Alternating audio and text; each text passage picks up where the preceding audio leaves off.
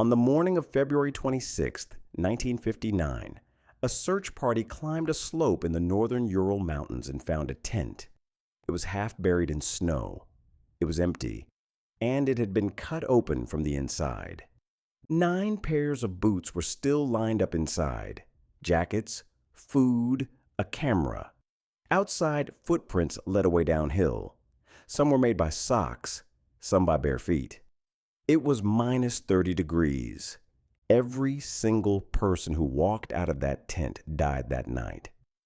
For 60 years, nobody could explain why they cut their way out instead of using the door. And when the answer finally arrived, it came from the last place anyone would look. The people who animate Disney movies. These weren't tourists. They were 9 experienced hikers, most of them engineering students from the Ural Polytechnic Institute, led by 23-year-old Igor Dyatlov. They were attempting the highest difficulty rating the Soviet hiking system had. There were originally 10. A young man named Yuri Yudin got sick on the second day and turned back. He would spend the rest of his life being the one who lived.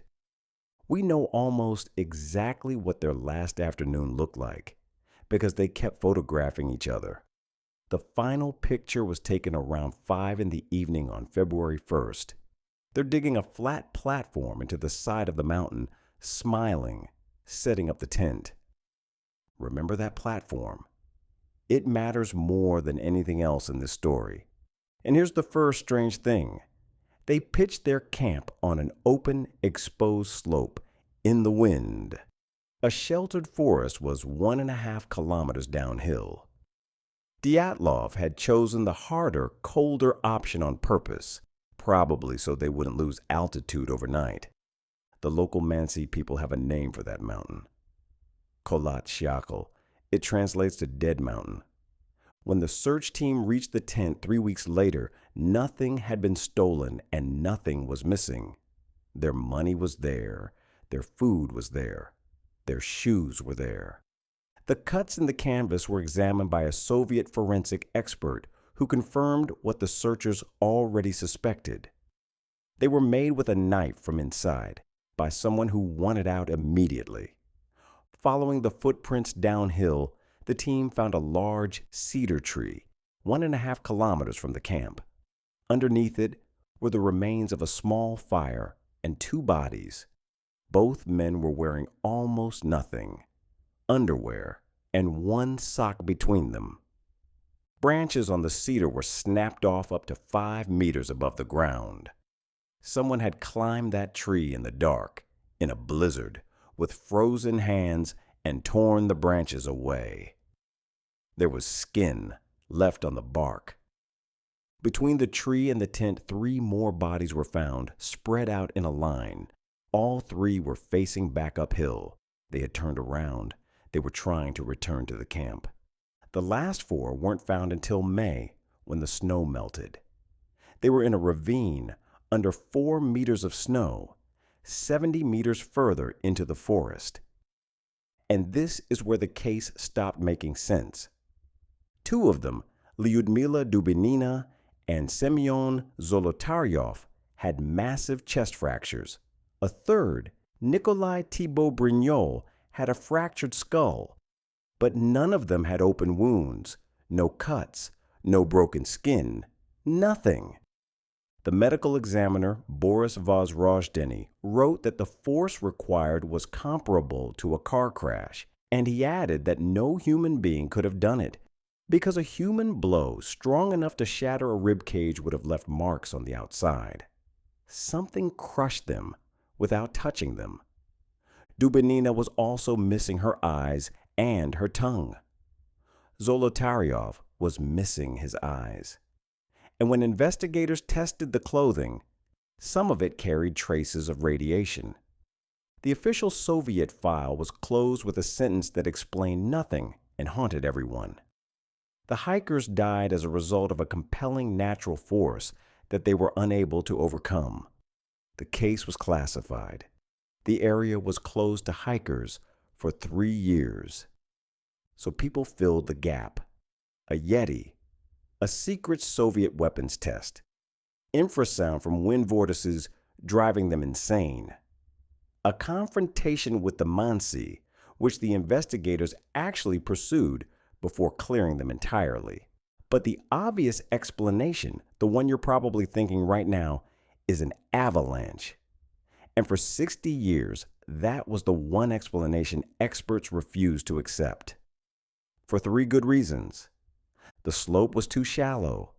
Avalanches normally need around 30 degrees. This one measured closer to 23. There were no debris. None. The tent was still standing, partially.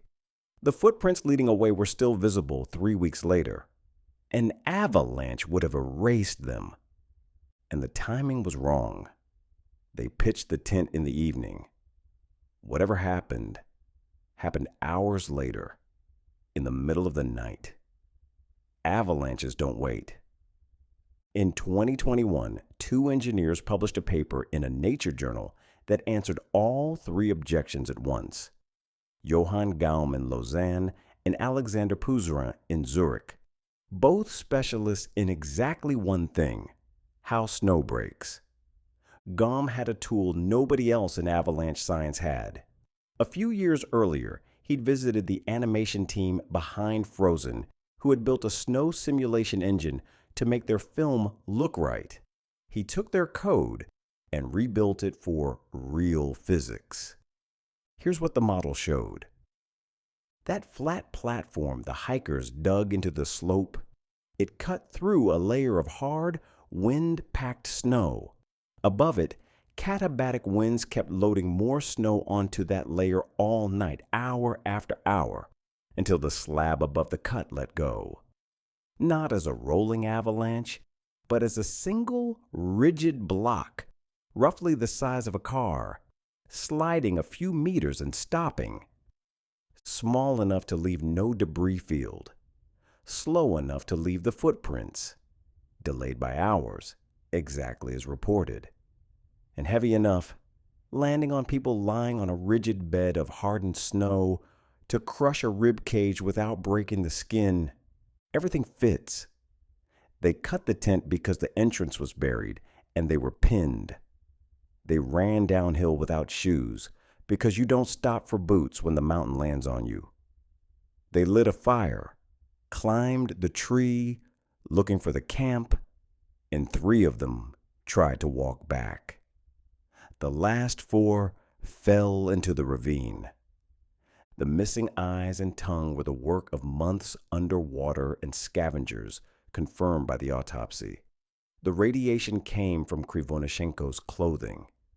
He had worked at the Mayak nuclear plant. There was no unknown force on that mountain. There was snow behaving in a way that nobody in 1959 had the mathematics to describe. It took 62 years, 2 engineers, and a piece of software written to make a cartoon snowflake look convincing. You just understood in 8 minutes what 3 generations of investigators couldn't. That's not because they were careless. It's because the tools didn't exist yet. Which raises a question I can't stop thinking about. How many closed cases are just waiting for someone to invent the right tool?